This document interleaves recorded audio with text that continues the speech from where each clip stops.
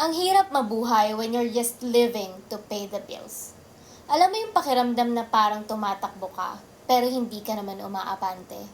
Gigising ka ng maaga, papasok sa trabaho, sa sahod, magbabayad ng bills. Tapos uulit na naman. Parang survival na lang. Ang hirap umangat sa buhay kapag ang pinaka-goal mo lang ay mabayaran ng bills mo. Kasi kahit anong sipag mo, parang kulang at kulang pa rin. Yung tipong ubos na agad bago mo pa maramdaman yung pinaghirapan mo, bago ka pa sumuweldo. Minsan mapapaisip ka, ganito na lang ba palagi?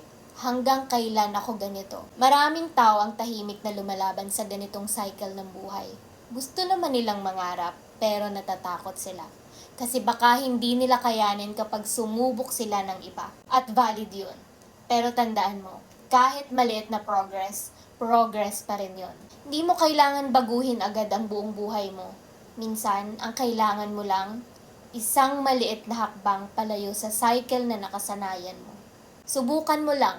Huwag kang makontento sa cycle ng buhay mo na paulit-ulit lang, pero walang nangyayari sa pinaghihirapan mo.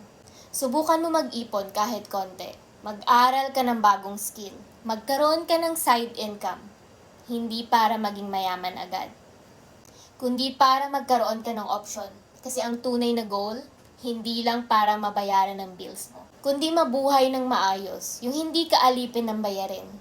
Darating din yung araw na hindi na puro survival ang buhay mo, kundi may kalayaan ka na, may choice ka na. Kaya habang maaga pa, subukan mo. Subukan mong baguhin kung ano yung nakasanayan mo. Dahan-dahan lang.